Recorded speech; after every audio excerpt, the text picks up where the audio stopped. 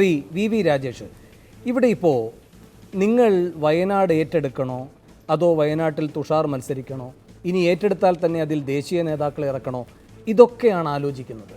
എന്ന് വെച്ചാൽ രാഹുൽ ഗാന്ധിയുടെ വരവ് അതെത്ര സുരക്ഷിത മണ്ഡലമാണോ അല്ലയോ എന്നതിനേക്കാൾ അപ്പുറം ഒരു രാഷ്ട്രീയ സന്ദേശം നൽകുന്നുണ്ട് നിങ്ങൾക്ക് ജയസാധ്യതയെ കൽപ്പിക്കപ്പെടാത്ത ഒരു സ്ഥലത്ത്. അപ്പോൾ നിങ്ങളതിനെ ഗൗരവത്തോടെ കാണുന്നത് രാഹുൽ ഇഫക്റ്റ് തന്നെയല്ലേ? വേണു ജയസാധ്യതയെ കൽപ്പിക്കപ്പെടാത്ത സ്ഥലത്ത് എന്ന് പറഞ്ഞതിനോട് എനിക്ക് വ്യത്യസ്ത അഭിപ്രായമാണ്. വയനാട്ടിൻ്റെ ഏത് സീറ്റായാലും 50,000 വോട്ട് മുൻപ് കിട്ടിയിരുന്ന സീറ്റുകളിൽ പോലും കഴിഞ്ഞ തെരഞ്ഞെടുപ്പിൽ UP-യിൽ വിജയിച്ചിട്ടുണ്ട്. UP-യിൽ 50,000 സീറ്റായാലും തൊട്ട് മുമ്പുള്ള ഇലക്ഷൻ ഉണ്ടായിരുന്നു, പല സീറ്റുകളുണ്ട്. അതുകൊണ്ട് തന്നെ ജയസാധ്യത നമുക്ക് പൊട്ടിച്ചതിന് ശേഷം നമുക്ക് പറയാൻ സാധിക്കും. അവിടെ നിൽക്കട്ടെ. അത് എന്തായാലും രാഹുൽ ഗാന്ധി വയനാട്ടിൽ വന്നു കഴിഞ്ഞാൽ ഒരു ഹൈ പ്രൊഫൈൽ ഒരു കോമ്പറ്റീഷൻ മത്സരമായിരിക്കും നടക്കുന്നത്. സ്വാഭാവികമായിട്ടും AICC പ്രസിഡന്റ്, പ്രധാനമന്ത്രി സ്ഥാനാർത്ഥി, UP-യുടെ പ്രധാനമന്ത്രി സ്ഥാനാർത്ഥി ഞങ്ങൾക്ക് നിസ്സാരമായി കാണാൻ സാധിക്കില്ല. ഞങ്ങൾ വളരെ ശക്തമായിട്ട് കോൺഗ്രസിൻ്റെ രാഷ്ട്രീയത്തെ എതിർത്തുകൊണ്ട് രാഹുൽ ഗാന്ധിയുടെ സ്ഥാനാർത്ഥിയെ പരാജയപ്പെടുത്തുവാൻ വേണ്ടിയിട്ട് വളരെ വലിയൊരു പോരാട്ടം, ഒരുപക്ഷെ ഇൻ്റർനാഷണൽ മീഡിയാസൊക്കെ തന്നെ ഇന്ന് വരെ ഇന്ത്യ കണ്ടിട്ടില്ലാത്ത രീതിയിൽ വാർത്തകൾ റിപ്പോർട്ട് ചെയ്യാൻ സാധ്യതയുള്ള ഒരു പോരാട്ടത്തിനായിരിക്കും NDA നേതൃത്വം നൽകുന്നത്. അതിന് ആ പോരാട്ടം നയിക്കാൻ പറ്റിയ ഒരു സ്ഥാനാർത്ഥിയെ തന്നെ NDA അവിടെ രംഗത്തിറക്കും. സ്വാഭാവികമായിട്ടും അതാണ് ഞങ്ങൾ മനസ്സിലാക്കിയിട്ടുള്ളത്. ആവശ്യം വന്നാൽ BJP ഏറ്റെടുക്കും അല്ല എന്ന് സംസ്ഥാന അധ്യക്ഷൻ പറഞ്ഞിട്ടുണ്ട്. ഒരുപക്ഷെ അങ്ങനെ വേണമെങ്കിൽ അങ്ങനെ, അതല്ല ഈ പറയുന്ന BDJS മത്സരിക്കുന്നുവെങ്കിൽ അങ്ങനെ, ഇനി അതല്ല ദേശീയ നേതൃത്വത്തിൽ ആരെങ്കിലും വരണമെന്ന് ആഗ്രഹമുണ്ടെങ്കിൽ അതും കോർ കമ്മിറ്റിയിലൊക്കെ ചർച്ച ചെയ്യപ്പെട്ടു. അധ്യക്ഷൻ പറഞ്ഞതിലപ്പുറം പിന്നെ ഞാൻ പറയേണ്ട യാതൊരു കാര്യമില്ല, എനിക്ക് പറയാൻ സാധിക്കില്ല. എന്തായാലും ശരി തന്നെ അധ്യക്ഷൻ പറഞ്ഞതിൽ തന്നെ വളരെ ഗൗരവമായ കാര്യങ്ങളുണ്ട്. NDAയുടെ ഒരു ഇന്ത്യ ഇന്ന് വരെ കണ്ടിട്ടില്ലാത്ത തരത്തിലുള്ള ഒരു പോരാട്ടത്തിന് കേരളത്തിൽ ഞങ്ങൾ അതിൻ്റെ സാരഥ്യം വഹിക്കുക, യാതൊരു സംശയമില്ല.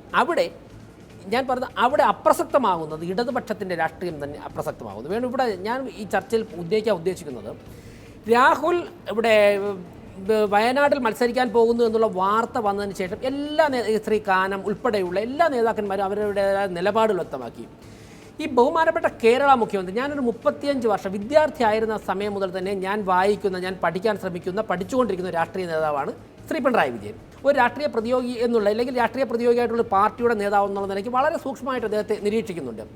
ഒരുപക്ഷെ ആദ്യമായിട്ടായിരിക്കും അദ്ദേഹം ഇങ്ങനെ പിന്നോട്ട് പോയി, ഞാൻ ഉപയോഗിക്കുന്ന വാക്കാണ് പിന്നോട്ട് പോയി എന്നുകൊണ്ട് സ്റ്റേറ്റ്മെൻറ്റ്. അതായത് കോൺഗ്രസ് CPM-നായിട്ട് എന്നും എതിർചേരിയിൽ കേരളത്തിൽ നിൽക്കുന്ന കോൺഗ്രസ് മത്സരിക്കാൻ വരുമ്പോഴേക്കും ഈ ഊരിപ്പിടിച്ച വാളിനിടയിലൂടെയൊക്കെ ഞാൻ നടന്നു ധൈര്യം കാണിച്ചു എന്നൊക്കെ പറയുന്ന പിണറായി നമ്മൾ പ്രതീക്ഷിക്കുന്ന വന്നോളൂ, രാഹുൽ ഗാന്ധി അല്ലെങ്കിൽ സോണിയാഗാന്ധി വന്നു കഴിഞ്ഞാൽ ഞങ്ങൾ നേരിടാൻ തയ്യാർ എന്നുള്ള സ്റ്റേറ്റ്മെൻറ്റ് കേൾക്കുന്നതിന് പകരം നിങ്ങൾ ആരെയാണ് തകർക്കേണ്ടത്, ഞങ്ങളെയാണോ തകർക്കേണ്ടത്, മറ്റൊരു മുഖ്യശത്രു അപ്പുറത്ത് നിൽക്കുക എന്ന് പറഞ്ഞ് സത്യം പറഞ്ഞാൽ പകച്ചു കൊണ്ടുള്ള ഒരു സ്റ്റേറ്റ്മെൻറ്റ്. ഇന്ന് തന്നെ കാനം പറഞ്ഞിട്ടുണ്ട് സ്റ്റേറ്റ്മെൻറ്റ്.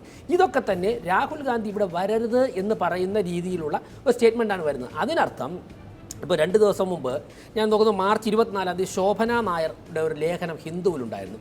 സാധാരണ ഹിന്ദുവിൻ്റെ രാഷ്ട്രീയം വെച്ച് അങ്ങനെ എഴുതുന്നതല്ല, പക്ഷേ ഹിന്ദു സാധാരണ എഴുതുന്നതല്ല. ഇവിടെ വായിച്ചാൽ മാർച്ച് 24 ശോഭന നായർ, ഞാൻ കൃത്യമായിട്ട് ആർട്ടിക്കിളിലൂടെ പോയി. സോവിയറ്റ് യൂണിയൻ്റെ 25 വർഷം അത് ടോട്ടലി ഡിസോൾവ് ആയതിനു ശേഷം 25 വർഷത്തിലേക്ക് കടക്കുകയാണ്. 25 വർഷമാകുമ്പോൾ ഇന്ത്യയിലെ തന്നെ കമ്മ്യൂണിസ്റ്റ് പ്രസ്ഥാനങ്ങളുടെ പ്രസക്തി അവസാനിക്കുന്നു എന്നുള്ളതാണ് ലേഖനങ്ങളുടെ രത്നച്ചുരുക്കം. അതിനർത്ഥം രാഹുൽ ഗാന്ധി ഇവിടെ കേരളത്തിൽ അല്പമെങ്കിലും അവർക്ക് ചെറിയ സീറ്റുകളിലെ പ്രതീക്ഷയുള്ള ഒരൊറ്റ സ്റ്റേറ്റ് കേരളമാണ്, ത്രിപുരയില്ല, പശ്ചിമ ബംഗാളില്ല.